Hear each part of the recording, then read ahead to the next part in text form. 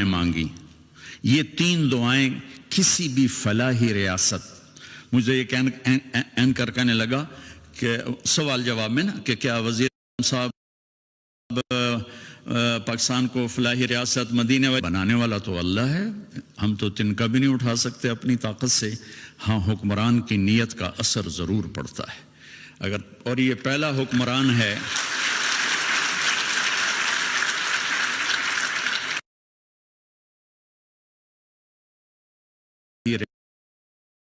ریاست کا تصور پیش کیا تو سلام پیش کرتا ہے.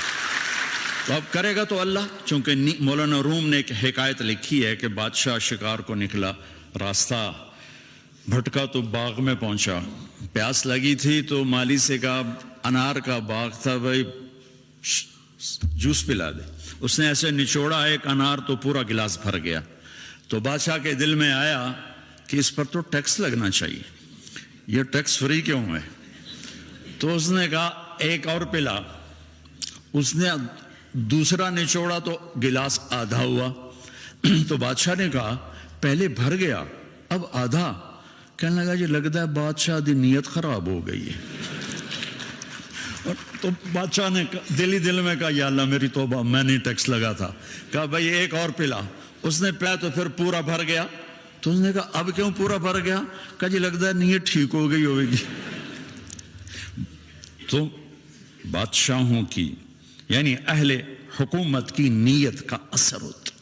یہ پہلا شخص ہے جس نے کہا میں اسے فلاحی مدینہ کی فلاحی ریاست بناؤں گا. اللہ انشاءاللہ بنائے گا.